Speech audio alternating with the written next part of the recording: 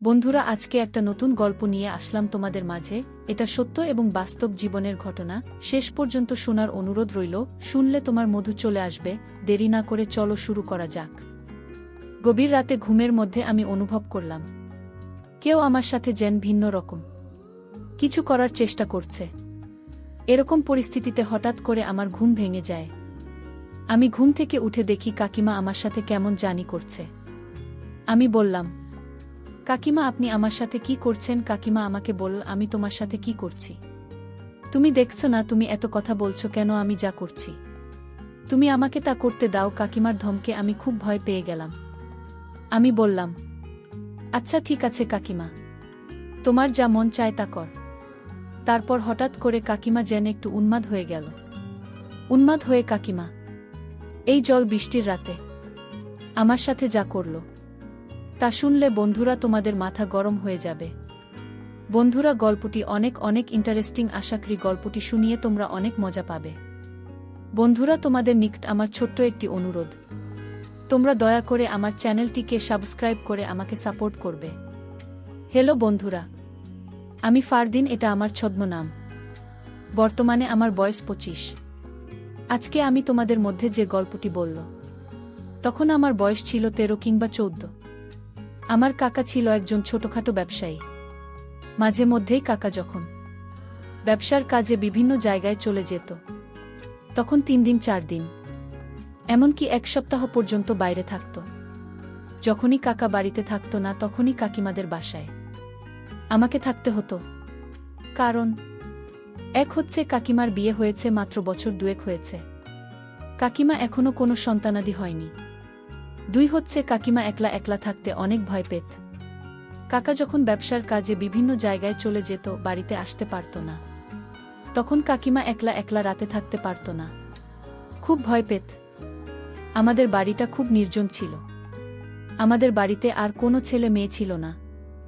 আমার কাকা তো সবে মাত্র কিছুদিন হয়েছে বিয়ে করেছে, আর আমি আমার বাবার একমাত্র সন্তান। আমাদের কোনো ভাইবোন ছিল না। আমাদের বাপ চাচারা মোট 2 জন, আমার আব্বু এবং আমার কাকা, অর্থাৎ এক কথায় বলতে গেলে এই বাড়িতে 14-15 বছরের ছেলে যদি থাকে তাহলে শুধুমাত্র আমি। রাত্রে কাকিমা যখন একা একা বাসায় থাকত তখন কাকাই আমাকে বলতো যে, তোর কাকিমা একা একা থাকলে সে অনেক ভয় পায়। বাড়িতে তো আমাদের অন্য কোনো মানুষ নাই। তুই আমাদের ভাইয়ের ছেলে হলে কি, আর আমার ছেলে হলে কি? তুই তো আমাদের একমাত্র ছেলে। তুই তো জানিস যে আমি একটা ছোটখাটো ব্যবসা করি। আমাকে মাঝে মধ্যেই ব্যবসার কাজে বাইরে থাকতে হয়। যখন আমি বাইরে থাকি তখন তুই আমাদের বাসায় থাকবে, কারণ তোর কাকিমা রাত্রিবেলা একা একা থাকতে পারে না। আর তাছাড়াও তোর কাকিমা প্রেসারের রোগী। আমি যখন বাড়িতে থাকব না তখন তুই আমাদের বাসার গেস্ট রুমে থাকবে, আর তোর কাকিমার কাছ থেকে টাকা নিয়ে যা বাজার সদাই লাগে সবকিছু করে দেবে, আর তোর কাকিমা দেখাশোনা করবে। ঠিক আছে? আমি বললাম, ঠিক আছে কাকা, কাকিমার যা যা বাজার লাগে সবকিছু আমি করে দেব, এ নিয়ে তুমি কোনো চিন্তা করো না। তারপর থেকেই বন্ধুরা, কাকা যখন বাড়িতে থাকতো না তখন কাকাদের এখানে আমাকে থাকতে হতো। কাকিমা যে রুমে থাকত ঠিক পাশের রুমেই আমি থাকতাম। কিন্তু আমি যখনই কাকাদের রুমে যেতাম, অর্থাৎ কাকার এখানে রাতে থাকতে যেতাম, তখনই কাকিমা আমাকে ডেকে নিয়ে যেত তার রুমে এবং আমাকে নিয়ে গল্প করত, অনেকক্ষণ টিভি দেখত। আমার কাকিমা ইন্টারমিডিয়েট পর্যন্ত পড়ালেখা করছে, আর এদিকে আমি ক্লাস 8-এ পড়তাম। মাঝে মধ্যে কাকিমা আমাকে পড়াতো বটে, তবে বেশিরভাগই কাকিমা আমাকে নিয়ে গল্প করত এবং বিভিন্ন রোম্যান্টিক মুভি দেখত। একদিন আমি কাকির এখানে থাকতে গেলে কাকিমা আমাকে বলল, বাবা ফারদিন, আজকে তুমি আমার এখানে থাকবে। বাইরের যে ঝড় বৃষ্টি আর বজ্রপাত হচ্ছে তাতে আমি খুব ভয় পাচ্ছি। আমি বললাম, কাকিমা সমস্যা কি? বাহিরে বজ্রপাত থাকলেও তো সমস্যা নাই, চতুর্দিকে তো বিল্ডিং, আপনার কোনো ভয় নেই। তারপরও কাকিমা বলল, বাবা ফারদিন, তোমাকে আমি যা বলছি তুমি তাই কর। আমার আজকে খুব একটা ভাল লাগছে না, তুমি আজকে আমার পাশে থাকবে, তা না হলে আমার খুব খারাপ লাগবে। আমি বললাম, আচ্ছা ঠিক আছে কাকিমা, তোমার যেহেতু খারাপ লাগছে তাহলে তো নিশ্চয়ই তোমার পাশে আমাকে থাকতে হবে। কিছুক্ষণ পর কাকিমা আমাকে বলল, বাবা ফারদিন, অনেকদিন ধরে তোমার সাথে আমার গল্প গুজব আড্ডা বাজি হয়নি। আজকে তোমাকে নিয়ে আমি অনেক আড্ডা দিব। আমি বললাম, কাকিমা আমি খুব একটা বেশি আড্ডা দিতে পছন্দ করি না। তারপর কাকিমা আমাকে বলল, আজকে আমার সাথে তোমাকে আড্ডা দিতেই হবে। কাকিমার অনেক জোরাজুরিতে আমি আড্ডা দিতে রাজি হয়ে গেলাম। তারপর আমি বললাম, কাকিমা আমি তোমার সাথে আড্ডা দিতে রাজি আছি, কিন্তু আমার একটা শর্ত আছে।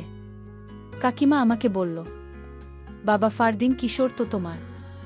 আমি বললাম, কাকিমা আমার আব্বুকে আমি অনেকদিন ধরে বলছি আমাকে একটা মোবাইল কিনে দিতে, কিন্তু আমার আব্বু আমাকে কোনো মোবাইল কিনে দেয় না।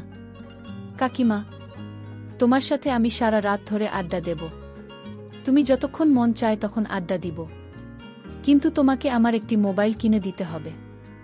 আমার কথা শুনে কাকিমা হা হা করে একটা হাসি দিন। আমি বললাম, কাকিমা তুমি হাসলে কেন? তারপর কাকিমা আমাকে বলল, আরে ফারদিন, এটা কোনো ব্যাপার হলো? তোকে আমি কালকে একটা মোবাইল কিনে দিব, কিন্তু আমার একটা শর্ত আছে। যদি আমার শর্তটা তুই মানতে পারিস। আমি বললাম, কাকিমা তোমার আবার কিসের শর্ত? ঠিক আছে, যদি তুমি আমাকে মোবাইল কিনে দাও তাহলে তুমি যে কোনো শর্ত দাও, আমি মেনে নেব। তারপর কাকিমা বলল, আচ্ছা ঠিক আছে, তাহলে আজকে রাত্রে আমি যা বলি তোমাকে তাই করতে হবে। আমি বললাম, আচ্ছা ঠিক আছে, যদি তুমি আমাকে মোবাইল কিনে দাও তাহলে তুমি যা বলবে আমি তাই করব। এভাবে কাকিমার সাথে কথা বলতে বলতে গল্প করতে করতে সময় কেটে যাচ্ছে, কখনো তা বলতে পারতেছি না। গল্প করতে করতে আমি লক্ষ্য করলাম কাকিমা আমার দিকে কেমনভাবে যেন তাকিয়ে রয়েছে। কাকিমার তাকানোর মধ্যে যেন একটা রহস্য লুকিয়ে আছে। আমি বললাম, কাকিমা যা মন চায় তা করুক, কাকিমা যা বলে আমি তাই করব, এর বিনিময়ে তো আমি একটা মোবাইল পাব। এই ভেবে কাকিমা শর্তে রাজি হয়ে গেলাম। তারপর আমি কাকিমাকে বললাম, কাকিমা এবার বলো তোমার সত্যটা কি? কাকিমা বলার ফারদিন, এত তাড়াহুড়া করেছে কেন? আস্তে আস্তে তোমাকে আমি সব বলছি আমার যে কি শর্ত, তা তুমি রাত হলেই বুঝবে। এবার চলো আমরা শুয়ে পড়ি। আর এদিক দিয়ে প্রচুর ঝড় বৃষ্টি হচ্ছে বাহিরে। কিছুক্ষণ পর কাকিমা আমাকে বলল, বাবা ফারদিন, আজকে আমার খুব খারাপ লাগছে। এই যে এমনটা নাও, এই মলমটা নিয়ে আমাকে একটু আমার মাথায় মালিশ করে দাও, তাহলে মনে হয় একটু ভাল লাগবে। তারপর আমি আর কি করব, বাধ্য ছেলের মতো হয়ে আমি কাকিমার মাথায় মালিশ করতে শুরু করলাম। একদিকে আমি মালিশ করতেছি, আরেকদিকে কাকিমা কেমন জান অদ্ভুত অদ্ভুত আওয়াজ করতেছে। আমি বললাম, কাকিমা তুমি এরকম অদ্ভুত আওয়াজ করছো কেন? কাকিমা বলল, আরে বাবা তো এটা বুঝবে না, তোকে যা বলছি তাই কর। আমি বললাম, ঠিক আছে কাকিমা। এই বলে বাধ্য ছেলের মতো কাকিমা শিখানো অনুযায়ী আমি তাকে মালিশ করতে শুরু করলাম। এভাবে মালিশ করতে করতে কাকিমা হঠাৎ করে ঘুমিয়ে পড়ল। আমিও ঘুমিয়ে পড়লাম। গভীর রাতে ঘুমের মধ্যে আমি অনুভব করলাম কেউ আমার সাথে যেন ভিন্ন রকম কিছু করার চেষ্টা করছে। এরকম পরিস্থিতিতে হঠাৎ করে আমার ঘুম ভেঙে যায়। আমি ঘুম থেকে উঠে দেখি কাকিমা আমার সাথে কেমন জানি করছে। আমি বললাম, কাকিমা আপনি আমার সাথে কি করছেন? কাকিমা আমাকে বলল, আমি তোমার সাথে কি করছি তুমি দেখছো না? তুমি এত কথা বলছো কেন? আমি যা করছি তুমি আমাকে তা করতে দাও। কাকিমার ধমকে আমি খুব ভয় পেয়ে গেলাম। আমি বললাম, আচ্ছা ঠিক আছে কাকিমা, তোমার যা মন চায় তা করে। তারপর হঠাৎ করে কাকিমা যেন একটু উন্মাদ হয়ে গেল। উন্মাদ হয়ে কাকিমা এই জোর বৃষ্টির রাতে আমাকে তার সাথে তাল মিলাতে বলল, অর্থাৎ সে যা যা আমাকে বলল আমি তাই যেন করতে লাগলাম। কারণ আমি যদি কাকিমার কথা না শুনি তাহলে তো কালকে কাকিমা আমাকে মোবাইল কিনে দেবে না। একটা মোবাইলের আশায় কাকিমা যা বলছে আমাকে তাই করতে হয়েছে। তারপর কাকিমা আমার সাথে এরকম ধরনের কাজ করতে লাগল, যার ফলে আমার অবস্থা খুব খারাপ হয়ে যেতে লাগল।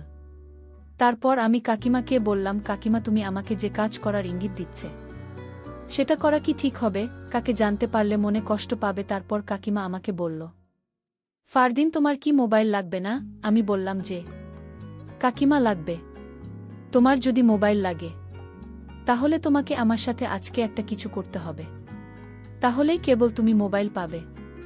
তারপর কাকিমা আমার সাথে এমন কিছু করো যে আমার মুখের ভাষায় প্রকাশ করা অসম্ভব। আমিও তখন নিয়ন্ত্রণ হারিয়ে যা করার তাই হলো।